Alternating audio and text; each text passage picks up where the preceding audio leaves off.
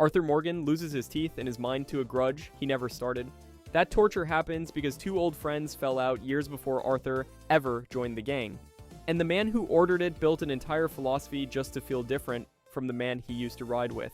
Strip away the speeches and it gets harder to tell which one was ever really the good outlaw. Colm O'Driscoll.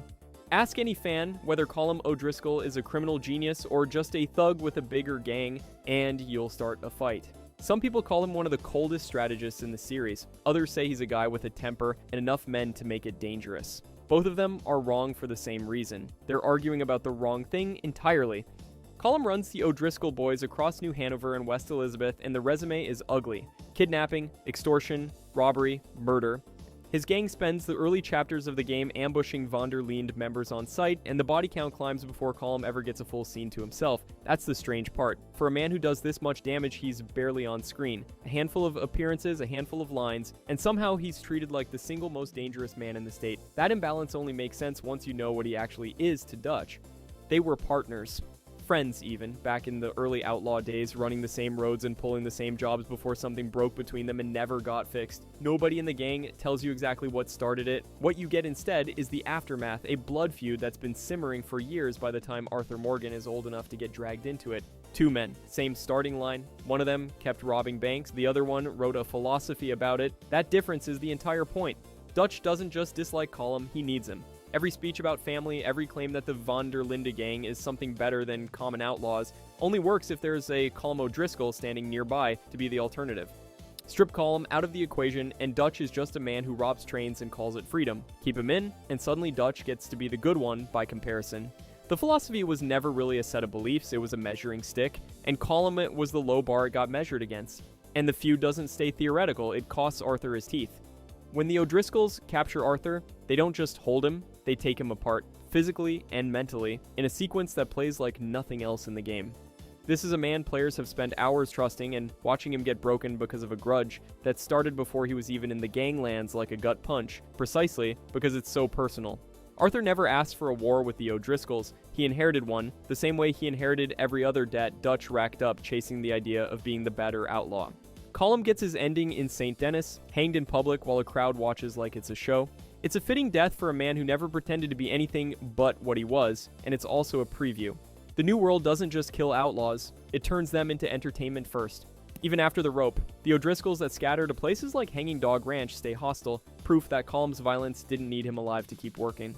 But Colm at least had the decency to look like what he was, but the man who does the most damage to this gang never raises his voice, never draws first, and never gets his hands dirty. He does it in a tailored suit at a dinner party, while everyone at the table thanks him for the wine. Angelo Bronte. Dutch Von der Linde meets a criminal who is richer than him, safer than him, and more respected than him. And Dutch's response is to start dressing like the guy. That is not an exaggeration. Within days of walking into Angelo Bronte's mansion, Dutch is in finer coats talking about high society like he belongs there, acting like St. Denis is the promotion the gang has been chasing since Blackwater. Because Bronte is not some cave-dwelling bandit boss. He runs organized crime and political corruption across an entire city from a house with a wine cellar, wearing suits that cost more than anything the gang has ever stolen in one job. He shakes hands with judges, he gets invited to parties, he controls the police without ever having to outrun them. For a while, that makes him useful. Bronte trades favors with Dutch and Arthur, information for muscle, city secrets for jobs done quietly. It looks like a partnership between equals. It is actually a man who owns the city testing whether the men from the swamp are worth keeping around. They are not, as far as Bronte is concerned. The second it benefits him, he tips off the Pinkertons himself, feeding law enforcement exactly what they need to tighten the noose on Dutch's crew. The robbery that follows falls apart in the street, and the gang loses ground it never gets back.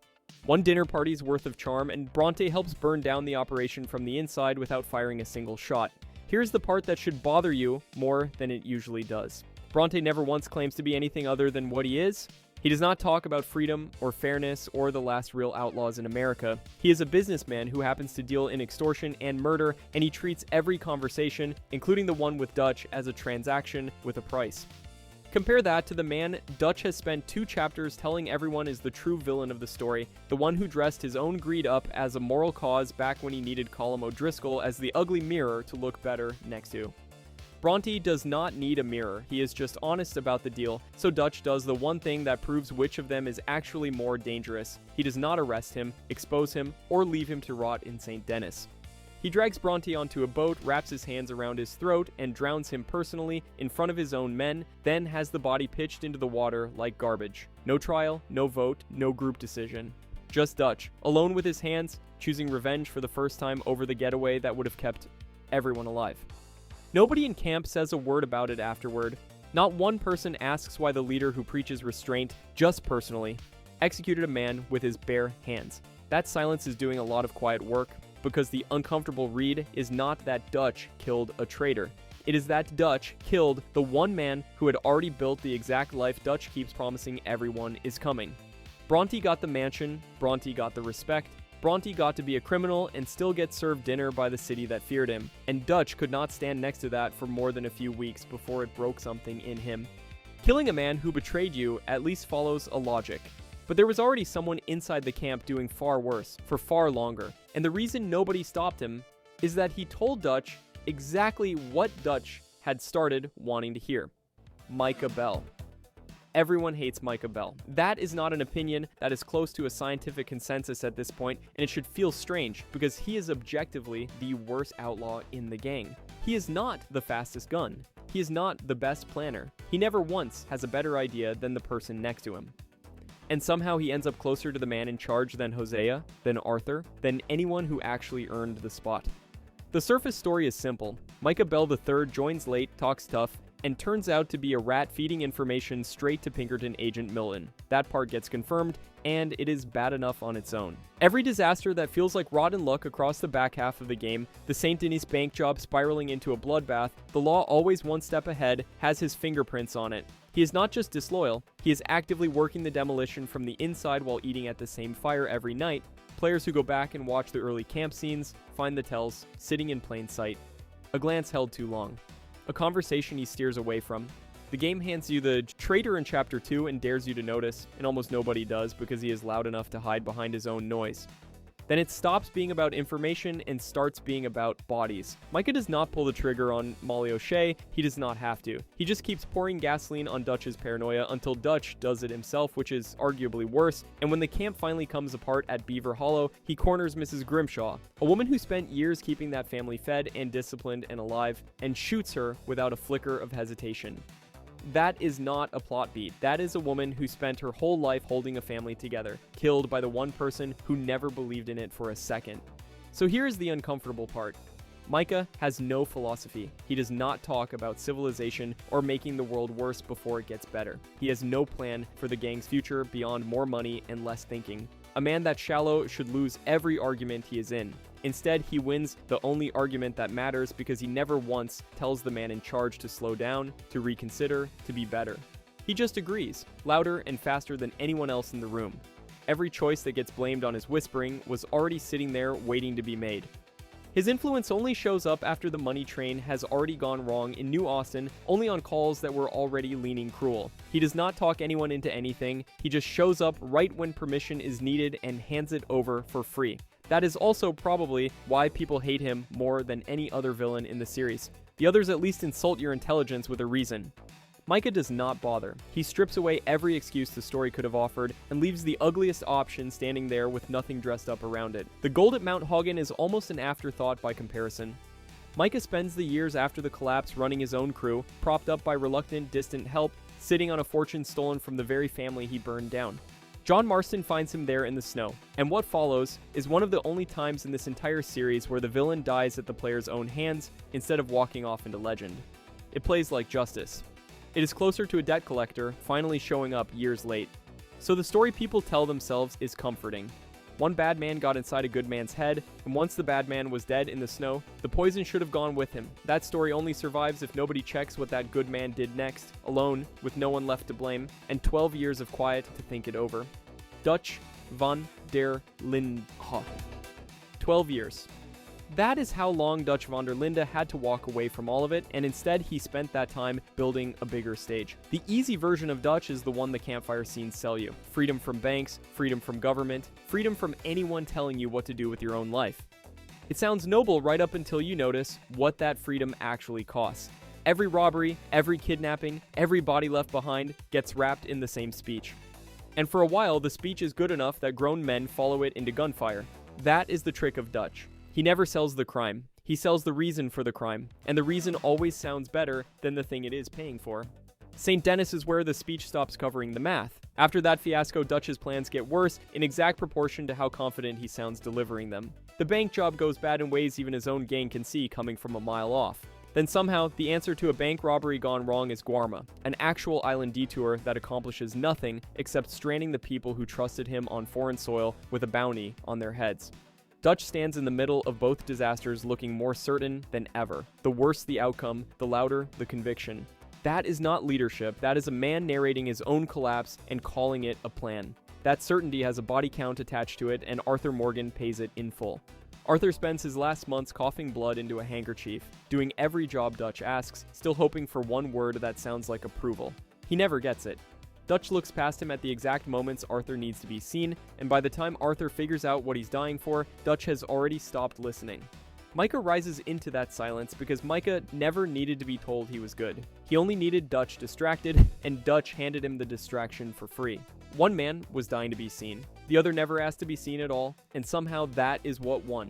By 1911, Micah is gone, the gang is gone, and every excuse Dutch ever leaned on has evaporated. So what does he do with a clean slate and nobody left to blame? He builds a new gang, partly out of Native American outlaws, and escalates into bank robberies, train heists, and open attacks on army forts, holed up in a stronghold at Cochigny like the wilderness itself owes him one more war. Not a small score. Not a quiet disappearance into the mountains, full assaults on federal targets, the exact kind of chaos his old speeches used to justify robbing banks to prevent, except now there is no gang left to keep him honest and no cause left that actually needs it. That is the detail fans keep circling back to, because it breaks both readings of him at once. The tragic idealist theory says his ideals were real, just corrupted by pressure and bad company. Fine. Then, explain the forts. There was no gang left to impress, no Micah left to manipulate him, no Pinkerton standing over his shoulder forcing his hand. He had total freedom to simply stop, and he chose a bigger audience instead. 12 years of opportunity to walk away, and the man used every one of them to escalate. Freedom, it turns out, was never the point. The stage was. He ends it at Cochigny, standing at the edge of a cliff after John finally catches up to him. And what he says in that moment is not sorry, it is not even close to sorry. He tells John that killing him changes nothing, because they will just find another monster. Sit with that for a second, because it does not resolve as easily as it sounds like it should. It's easy to dismiss that as a dying man's excuse. Except the man standing over him, the one holding the badge, the one who had spent the whole story insisting he was the opposite of everything down in that dirt, was about to prove him right. And he was going to do it to the one person who did everything he was told. Bill Williamson. A federal agency once looked out at the entire American West and decided the single biggest threat to order was a man who could barely stay on his horse. That is not a joke you are supposed to make about a top priority manhunt target, and yet here's Bill Williamson, riding out of Fort Mercer with a gang big enough to warrant the US government sending John Marston after him personally. Somebody in Washington actually signed off on that. Back in Dutch's crew, Bill was never the guy with a plan. He was the guy who hit what Dutch pointed him at and asked exactly 0 questions afterward, and he seemed perfectly happy with that arrangement. That was the whole job description. Dutch talked, Bill swung. Robberies, shootouts, whatever Dutch needed broken, Bill broke it, and he never once looked like a man who wanted to be in charge of anything bigger than his own next paycheck. He wasn't a visionary. He wasn't even really a leader. He was muscle, with a horse he couldn't fully control. Then Dutch's gang fell apart, and somehow, Bill ended up running Fort Mercer like a warlord. His crew extorts every settlement in reach, travelers get robbed on sight, homesteaders get shaken down for protection money they never asked to need, and by 1911, Bill isn't some leftover outlaw nobody bothered chasing anymore. He's priority 1, important enough that the government builds an entire operation around John specifically to take him down. Not a nuisance, a problem worth federal resources, and he folds almost immediately. Confronted at Fort Mercer, he runs. Confronted again, he runs again, all the way into Mexico, where he tries to build one more coalition out of Javier Escuella and a batch of local revolutionaries. That falls apart too, the second the Mexican army and John start applying real pressure. Bill never adapts, he just keeps finding smaller rooms to be captured in, until John finally catches up with him. And Colonel Allende, the man Bill thought was his ally, sells him out without blinking. What follows isn't a firing squad, it's John or Abraham Reyes finishing the job themselves, up close, no ceremony, no wall to stand him against. Nobody sings a song about that one. Now line that up against the guy from Dutch's glory days, the one who mostly showed up in Van der Linde stories as comic relief, the man who couldn't take a corner at a full gallop without eating dirt. That's the exact same person a federal agency later treats as one of the most dangerous men in the entire region. He didn't get smarter. He didn't get some kind of personality transplant somewhere between the two games. He just got left alone with the machine Dutch built, and it turns out the machine ran fine without the guy who supposedly made it special. That's the part that should bother you more than the betrayal does. Dutch spent years insisting his gang worked because of what he personally brought to it. The vision, the philosophy, the talk about civilization and freedom, and men who wouldn't be broken. Bill brought none of that. Bill brought a Fort Mercer and some very tired horses, and the US government still treated the result as a 5-alarm fire because the result looks identical from the outside. Extortion, terror, dead travelers on the road. The costume doesn't need the man who first wore it. There's a sadder reed sitting right underneath that one too. Bill never wanted an empire. Bill wanted somewhere to belong, and Dutch was the only place that had ever offered him that. So when Dutch was gone, Bill didn't know how to be anything except in charge of something, because being nobody's follower felt like being nobody at all. That's why he keeps running instead of surrendering. Surrender means admitting the whole Warlord Act was just a man who couldn't stand being alone, dressed up as a threat. Every extra mile he rode into Mexico was really just another mile away from admitting that. He dies in a country he only fled to because he'd run out of other countries to flee to, betrayed by the last ally he had left in the world. No statue, no memorial, no gang songs written about Fort Mercer's fallen king. Just a bad deal with the wrong colonel, and a government that already had its next target picked out before Bill's body even hit the ground, because the man delivering him there had been promised something worth far more than one dead outlaw ever could be, and nobody in this story has thought to ask exactly who was making promises like that, or why. Edgar Ross. Go back and listen to what Dutch says right before he steps off that cliff. He tells John that killing him changes nothing, because the world will just find another monster. Everyone treats that as the excuse of a man who's out of road, a last bit of philosophy from someone with nothing left to lose. It's not an excuse, it's a confession. And the man standing close enough to hear it was already wearing the badge that proves it. Edgar Ross is a senior agent of the Bureau of Investigation, the outfit that becomes the FBI. And on paper, he's the good guy. He's John Marston's handler. He's the reason John is even out here instead of a home with his family. Ross holds Abigail and Jack in what is functionally government custody. And he tells John that if he hunts down Bill Williamson, then Javier Escuela, then Dutch himself, he gets his life back. Simple deal. Except every single time John finishes the job, Ross finds a reason to move the fence a little further out. Colum had a feud. Bronte had a city full of people who owed him. Micah had a grudge dressed up as loyalty. Dutch had a philosophy and a cliff to deliver it from. Ross had a job. That's it. That's the whole engine driving him. No manifesto, no reputation, no gang to maintain, and no code to answer to. Just a badge, a filing cabinet, and a chain of command that never has to explain itself to anyone, least of all to John. John does exactly what was asked of him. Every target, every condition, precisely as ordered, no shortcuts and no complaints. He goes home to Beecher's Hope and starts building the one unglamorous thing he ever wanted, the same thing Arthur wanted before him, to be told he's a good man by someone who actually matters. Instead, Ross sends soldiers. Not outlaws, not a rival gang looking for payback, an actual government detachment, and they cut John down in his own barnyard in a crossfire built like an execution, while his wife and son watch it happen from the porch. He kept his end of the deal to the letter. He got him killed by the exact men who wrote it. That's why fans have argued for years that Ross, not Dutch, not Micah, is the real final boss of this story. And that reading is correct. But it doesn't go far enough. Ross isn't the last villain because he's the cruelest man in Red Dead Redemption. He's the last villain because he's the first one who never had to be a man about it at all. Colum needed nerve. Dutch needed conviction. Ross just needed a signature and a chain of command willing to back it up. He's not a person the story defeats in some final showdown. He's a job description that outlived every single person who held it before him. Years later, Jack Marston finds him duck hunting by a quiet river, retired, comfortable, still breathing like none of it ever happened. Jack kills him in a duel, and for a moment it plays like justice finally catching up. Follow it one turn further though, and it stops looking like an ending at all. Dutch said the world doesn't run out of monsters, it just finds the next one to wear the badge. Jack, the boy this entire war was supposedly fought to protect, is now standing over a corpse with a gun still warm in his hand, nowhere left to go, and nothing left to be but exactly what killed his father. They didn't beat the monster. They gave it a badge and a pension. If you enjoyed this video and want to see more, click the video on the screen now.